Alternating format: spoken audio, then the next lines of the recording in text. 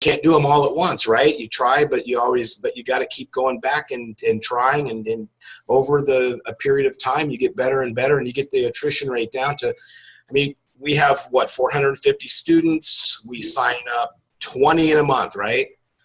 But we only lose 13.5. Yeah. So, I mean, maybe 20 is not the number you really want in May, but we gained 6.5 students in May, which was not, for me, not a great month.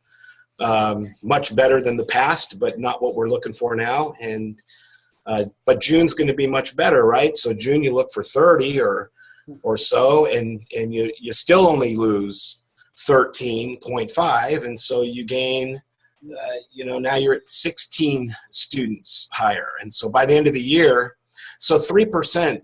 So a lot of people talk about what do we do for marketing and do all these things to get new people in the door, but it doesn't do you any good if the back door is wide open and people are just going out as people are coming in. So like you said, good classes are very important. Clean, neat, uncluttered, fresh paint, whatever it is that you do to make people happy when they walk in the door. A flower at Mother's Day, whatever it is to keep those people wanting to come back. The person at the door, for instance, that you just mentioned, how important is that, right?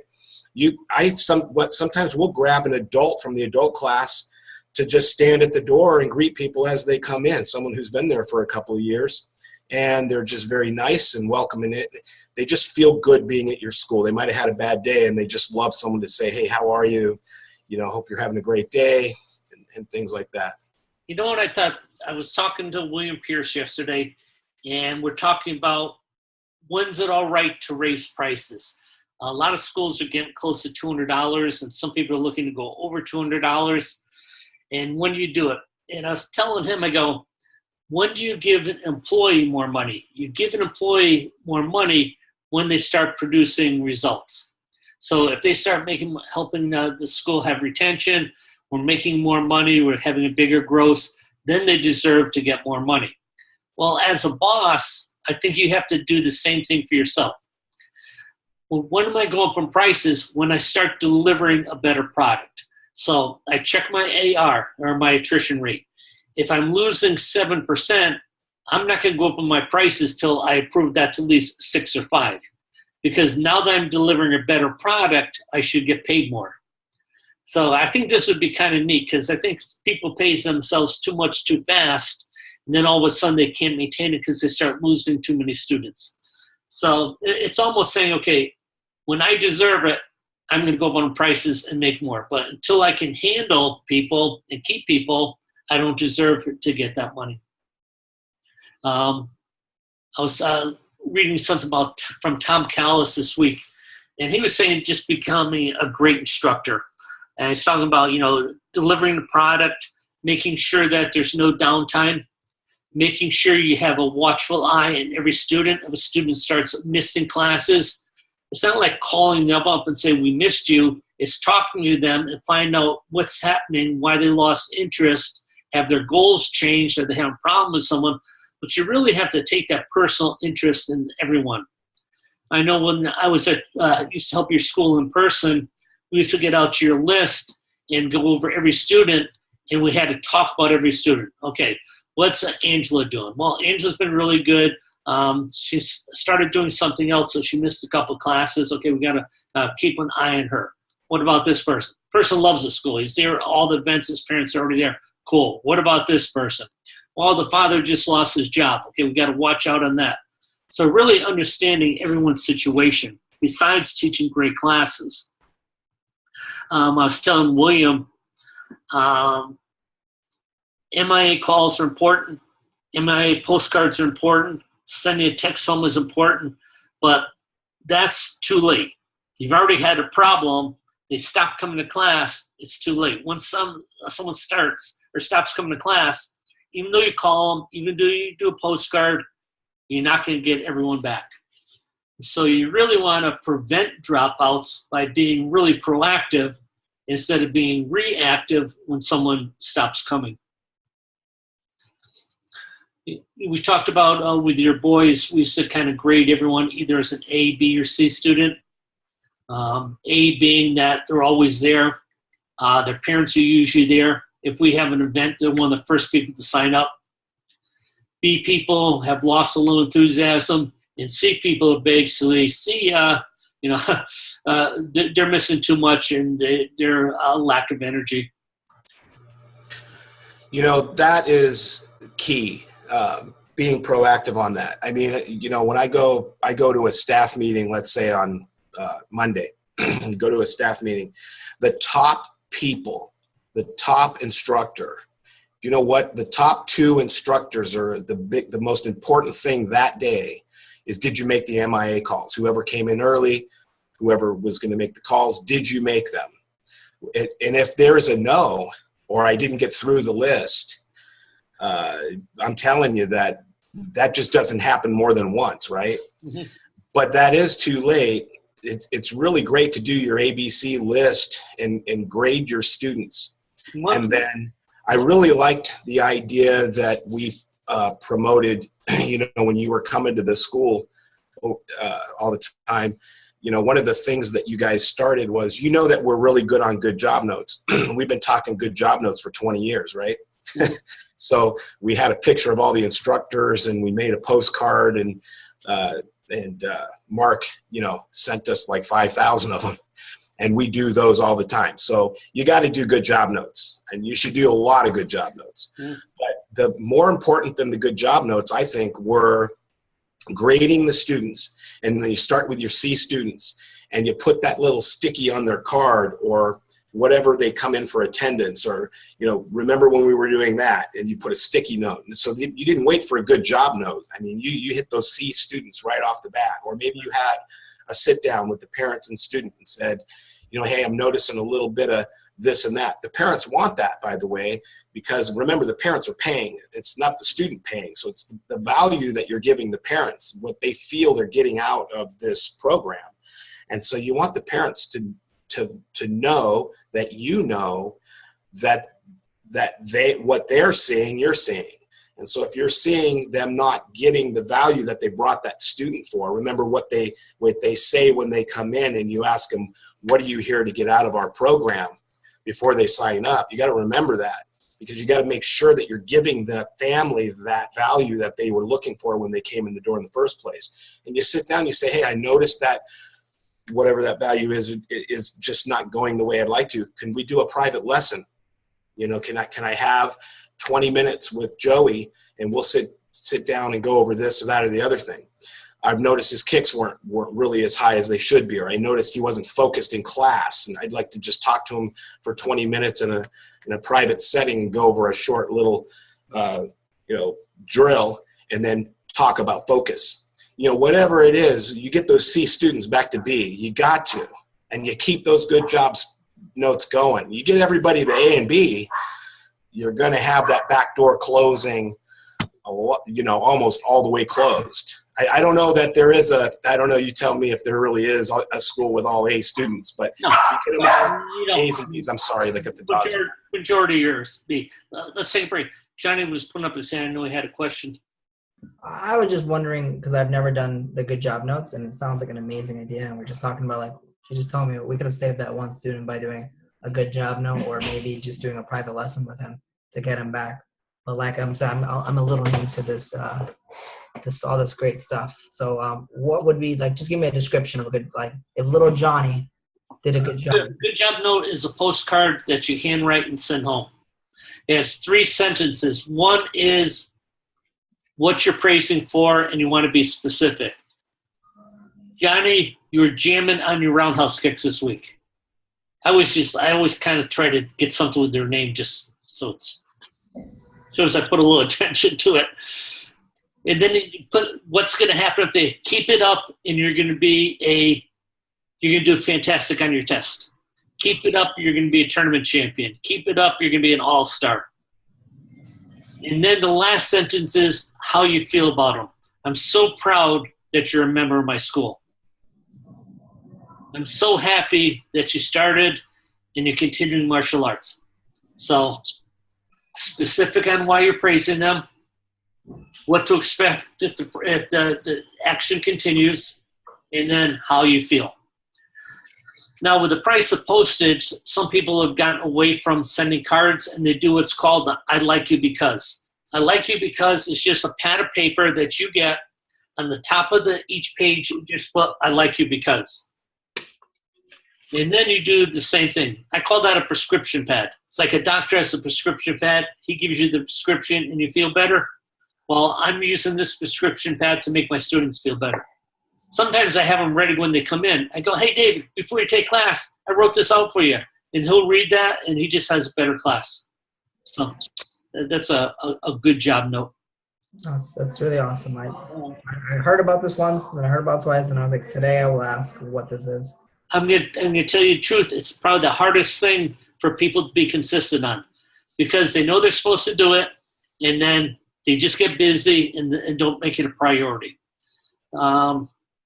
I used to have my staff do it, and they would, because we figured it out. So this is how many you had to do per day, and everyone had to get a good job note every 3 months. So we spread them out so they had to be done daily. And they would put them on my desk. I want them on my desk so I could read them, because I didn't want anyone doing really sloppy handwriting. I wanted to make sure that they took their time with it. They wouldn't do it. And then it got to a point where, okay, on Friday, I give you your paycheck. You give me the good job notes. And they come in here for the paycheck, give me the good job notes. I haven't done them. Well, you got time now. And so you got to figure, it's either they want to do it because they want the students to do good. You have to make them do it. So, I mean, you have to kind of figure that one out. That's good. Sad, but I digitally pay everyone now, but okay. It makes my life easier. Yeah, I know. Yeah, I hear you there. I hear you there. That's great. One other thing that when Tom was talking about, teach your people how to read body language. And you do it all the time, but a lot of times you read body language and let it go. I was at Chris Gates School up in Long Island, and I was watching classes. There was a girl, and she was doing push-ups, and there was zero effort. In fact, when the instructor goes push-ups, the eyes rolled and all. When she gets on the floor, and I go to Chris, I go, don't let this class go any farther with that girl not participating. Grab her, bring her into office, bring the parent, and find out what's going on in her life. Well, it turns out that it wasn't a bad thing. She went to a sleepover, and she was just really tired and things like that. But just don't let things go by. If you notice something, someone comes in and they're just not right, you got to address it right away, because at least they're there. They're there to address it. Let's prevent them, hopefully, for not dropping out, not giving up on themselves. And one more thing. When we do the progress and goal check number 2 is a month after they take classes. Progress and goal check number 2 is you're saying, hey, Mr. Johnson, everything going good with David? Yeah, he seems like he really likes it. I know he's here all the time, but I just want to warn you, there's going to be a time that he doesn't want to come. And the dad's going to look at me and go, yeah. I says, sometimes things come up, kids get busy. They'd rather play with their friend. They've got extra homework. They don't want to go to martial arts. That's okay. I can remotivate the kids and we can get them back here. But we have to team up, because we know these goals are so important for your son. We never want to give up. We always want to team up. So if you see something at home, tell me, and we'll work together. If I see something in my end, we'll work together. That's a type of philosophy you use all the time. You always tell parents that, we can expect this. I'm watching your child do that. And, as we talked about after the first month, it's more important that we team up than give up on your child. We want to make sure that he sees his goal to the end. Question: do you guys have any chance there's like a progress and goal sheet on? Do you guys have that on the thing or no? I got a video of it. Okay. Yep. It's a few years old, but it's still good stuff. I'll send it over to you. So I'll send you your notes for today in the video, right? Dave, any questions? Dalton? Nope, good. That was all good stuff. Excellent. Mr. Baker, you good? The attrition rate, is that on the RainMaker as well? Attrition rate. RainMaker, I don't know how RainMaker figures out retention. It doesn't really have to do with feet on the mat. It has to do with payment. So people can be paying and not have the feet on the mat, and they still count that in the retention. I like to do it with people that attended my school. So if you know how many people you had at the beginning of the month, say I had 100, and then I signed up 10, at the end of the month I should have 110. But some people are going to be lost, so say I had 106. Take what you should have had and divide it into what you really have, and that's going to give you a percentage. That percentage is retention. So if I started the month with 100, I signed up 10, I should have 110. I divide 110 into 106, because 106 is what I really had. And I think I'm going to come up with like 0.95. The difference between 0.95 and 1 is 0.6. 0.6 would be my attrition. I put this picture here that you see with the numbers on it on the RainMakers business solution, and I also put the formula there so you can track attrition. I know we always want new people, but really the secret, like Tom Baker, 450 students, signed up 20. I mean, that means he has great attrition. You know, he actually grew by signing up 20. Paul Garcia's got 650 students. I asked him how many people he needs per month to maintain that. He says 25. I have another client in Washington. I go, he's got 650. What do you do to maintain that? He goes, I have to do 35. So Paul needs 25. This guy needs 35. But by knowing their attrition, at least now they know what they have to do for marketing to maintain. No one wants to maintain. We always talk about a plant growing. A plant's either growing or it's dying. It doesn't just stop. And so same thing with your school. You know, we don't hit a plateau. That plateau means we're starting to die. We're no longer growing. So it's a real important number two. And all these little things that we talk about, there's not one thing that makes good attrition or good retention. There's a lot of things. It's the prep zones. It's the talking to people. It's the good job notes. It's being a high energy motivated instructor. It's playing music. It's a ton of things that go along with it. Just if I had to say one last thing, it's write down every student that is not a B student or above and start today, whether it's a sticky note, whether it's a pat on the back, whether it's sit down with the parents and talk about what you need to work on. You spend a lot of money on marketing. How much did you spend on that student that was there for 6 months and left? So the value in your attrition, knowing your attrition, is huge. That's an important thing you mentioned too, that we spend money on new students. We also have to spend money on retaining students. So when you're doing the Black Belt Excellence Sheets, it is an investment, but it's an investment to keep students. Parents see more value in what you're doing, so that's an investment. Every 3 months, I do a parent sign out. I don't charge for it, and that's an investment in keeping the students. I'm going to get more C students and B students coming to a free event because now they don't have to pay for it. So there's no excuse. They can't say I can't afford it. Yes, you can, because this one's free.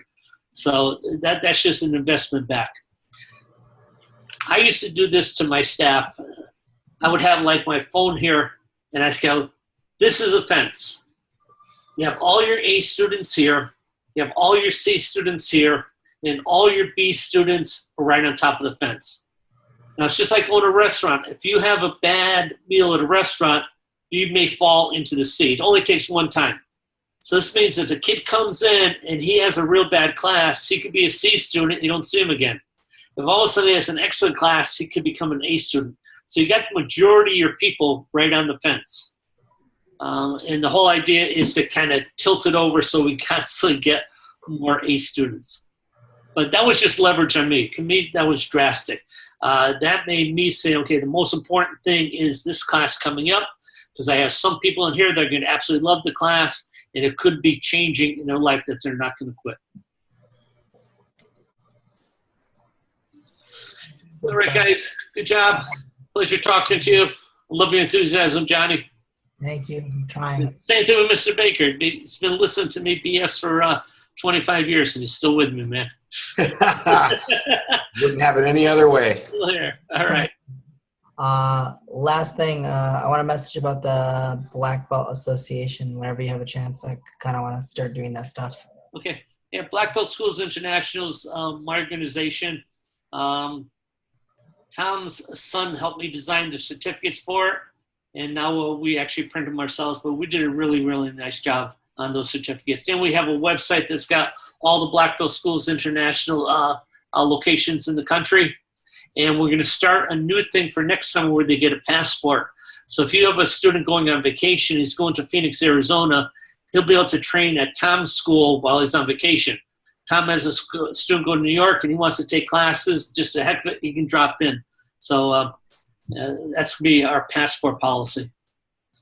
And we're also going to start a student membership where students can become a member and they're going to actually get access to video training and little trinkets like that. They're going to pay like $5 per month to become a member, and then the school's going to get back 20%. So it could be a money-making thing for you. Good. All right. right. Just let me know how I can do that with you. And then All right, sir. Thank you, Les. Bye, guys. Bye now. Take care, Tom. Take care, Dave. Take care. Thank you. Bye, guys.